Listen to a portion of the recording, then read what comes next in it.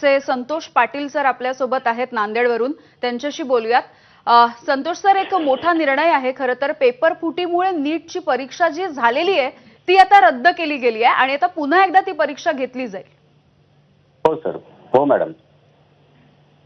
तर मला वाटतं की ही जी परीक्षा डबल होते, एकतर कसे ज्यांना चांगले मार्क केले आलेले आहेत, ज्यांनी भरपूर मेहनत केलेली आहे, वर्षभर चांगली मेहनत केलेली आहे, त्यांना मला वाटतं जास्त मानसिक धक्का बसणार आहे. बरोबर. आणि जसं आता एका प्रवक्त्याने सांगितलं की आता हे पुन्हा गॅरंटी काय की पेपर न फुटण्याची गॅरंटी कोण देणार आहे.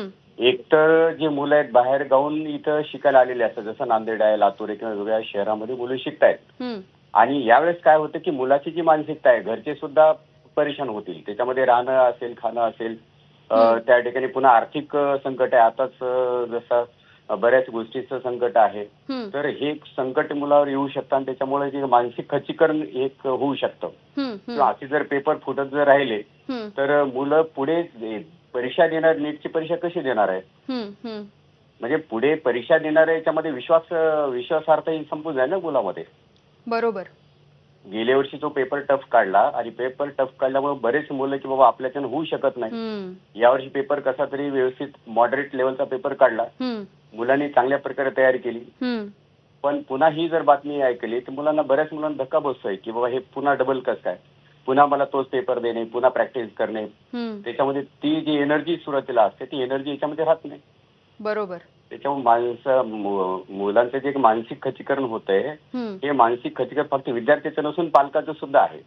अर्थात याचं सुद्धा मला वाटतं, कारण ही एकच परीक्षा आपण घेतोय नीटची, ती पण व्यवस्थित होत नाही.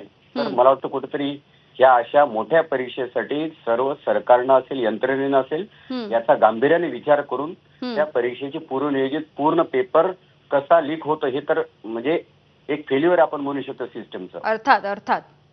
हा, तर त्याच्यावर व्यवस्थितपणे काम करणं गरजेचं आहे. अगदी. मला वाटतं ही परीक्षा आता त्यांनी जे ठरवलेलं आहे त्याप्रमाणे आपल्याला घ्यावे लागणार आहे, मानसिकता मुलांची बनवावी लागणार आहे, त्याप्रमाणे आपण तयारी करूच.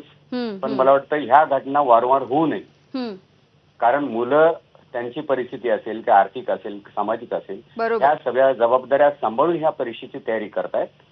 तर मला वाटतं ह्या थोडंसं, कारण मुलं हे पूर्ण मेहनतीनं हे 2 वर्ष मेहनत करून मुलं ही परीक्षा देत आहेत. बरोबर.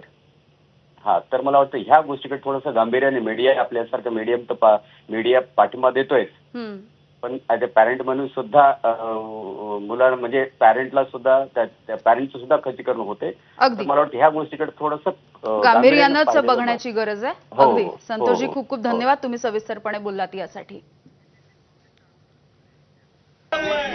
तर नीटची परीक्षा रद्द झालेली आहे, पुन्हा एकदा ती परीक्षा घेतली जाणार आहे आणि हा निर्णय आल्याच्या नंतर नवी दिल्लीमध्ये सध्या काँग्रेस आक्रमक झालेली आपण बघतोय. राहुल गांधींनी देखील काही वेळापूर्वी ट्विट केलेलं होतं आणि या संदर्भात युवक काँग्रेसचे हे सगळे कार्यकर्ते एकत्र आलेले आहेत आणि आंदोलन केलं जात आहे. नवी दिल्लीमधली ही दृश्य आपण बघतोय काँग्रेसच्या आंदोलनाची.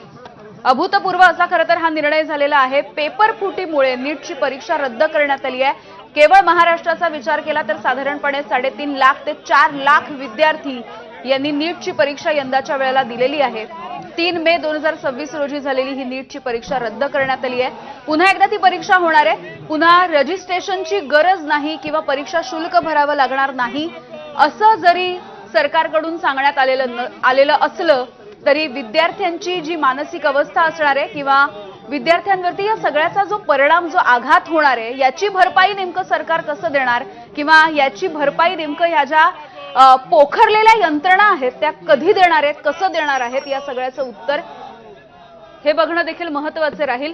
सीबीआयच्या मार्फत आता या सगळ्या पेपर फुटीच्या संदर्भातली चौकशी केली जाणार असल्याचं कळतंय आणि नीटच्या परीक्षेची नवीन तारीख ही लवकरच जाहीर केली जाणार आहे.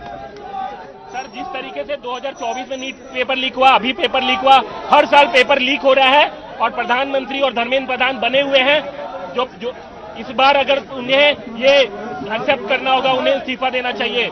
इस तरीके से विश्व गुरु बनाएंगे, वो विश्व गुरु बनाने के कवायद में पेपर लीक हो रहा है. सिर्फ राजस्थान में नहीं, बिहार में पेपर लीक हो रहा है, यूपी में पेपर लीक हो रहा है, हर जगह पेपर लीक हो रहा है. और हम स्टूडेंट हैं और स्टूडेंट होने के नाते अगर हम अपनी आवाज उठा रहे हैं तो देख रहे हैं किस तरीके से जो पुलिस बल का इस्तेमाल किया जा रहा है.